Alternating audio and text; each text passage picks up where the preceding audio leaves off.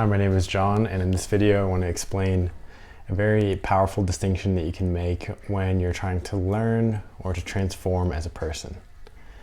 And the distinction is basically to try and learn the fundamental principles behind anything rather than trying to attain some amorphous or undefined ideal about it.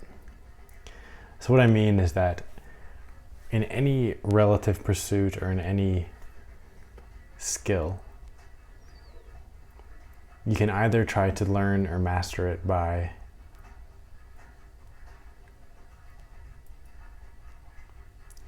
having an image of what someone who's very good at it is and then moving towards it. That's one way.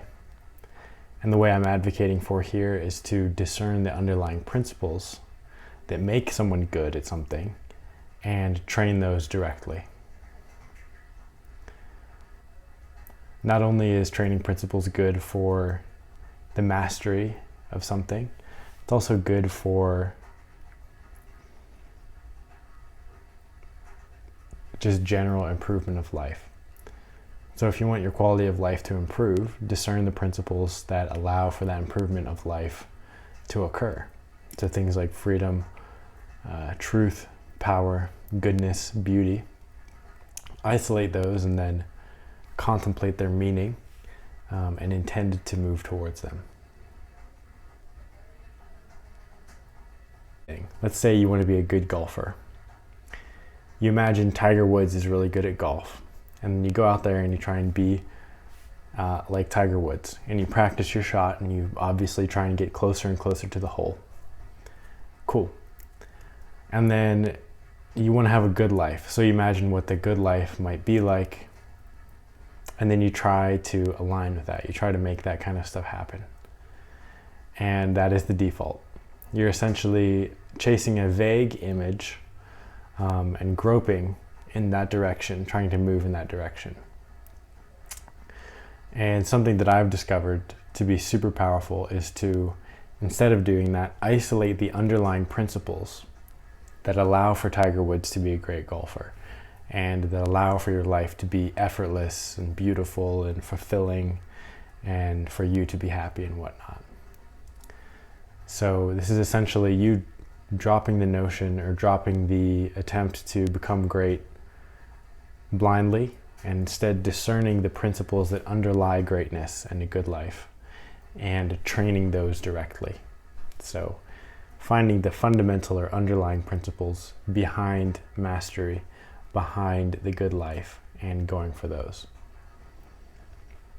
So every field and every domain has different underlying principles or different fundamental principles, but they all have these principles. And what I mean when I say principle is a way of things or a way of being that is a component of the thing to be attained. So if what we're trying to attain is great golferness, we're going to find what the underlying principles are that are involved in that. And I'm not a golfer, but I would assume things like a relaxed body, a calm mind are pretty accurate. A heightened feeling sense, so ability to feel into your feet, into your hands. Focus, you probably should be able to visualize the path of the ball, things like that.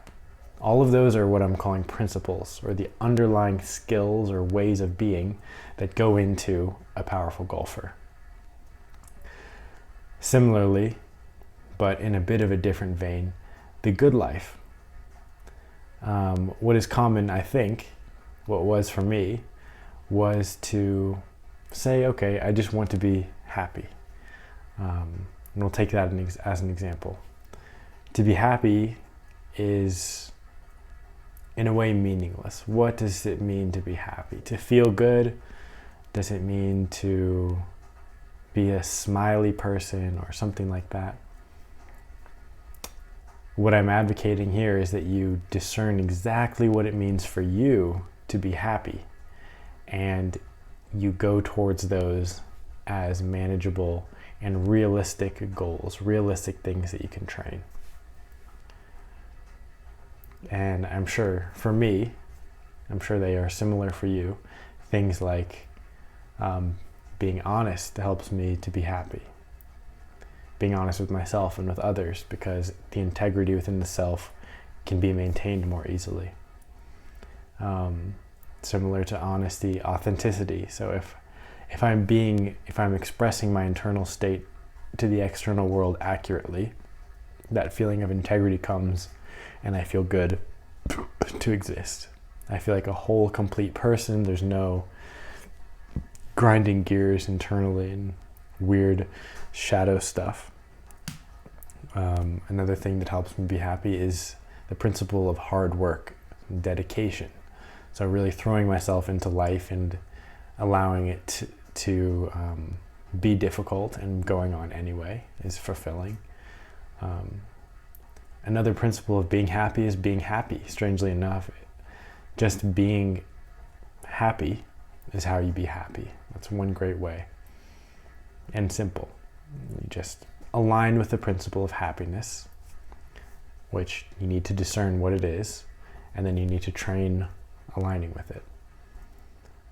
So give up the notion, give up the way of being, give up the way of changing that is vague and amorphous, and go for something that's precise and accurate.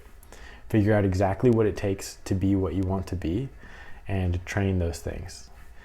In my case, one of my main endeavors is to be a powerful meditator, or to meditate powerfully. And in the course of becoming this great meditator, I have discerned the principles that go into a great meditator, that a great meditator is. Because someone who's a meditator fundamentally is just the embodiment of certain principles, certain ways of being that allow for this activity that we're calling meditation to occur most powerfully. So concentration is one of those principles, the ability to stay focused on an intended thing for a certain period of time. Sensory clarity, so the ability to see things coming and going in real time, like accurately, see exactly when they come, exactly when they go, and when they're around, you see their spatial extent, their quality, things like that. Equanimity, so the ability to be okay when good things go away and bad things rise, being okay with all experience. Dedication, determination, intent, so like really wanting to do this thing allows you to do it much more better, things like that. And so what I found is that when I'm going for the principles, the underlying principles, I'm able to have much more effective meditations than when I'm just meditating. And there is something to be said for just meditating. But when you're really trying to improve, when you're really trying to have deeper experiences in this example, and to train the mind, going for the principles directly is, I think, the best way to go about it. Rather than just saying, let me meditate really good. You're having goals and you're having real things to work on, you're making much more headway. When you're just saying, I'm going to meditate well, then what happens is you kind of just sit there and you're kind of all over the place.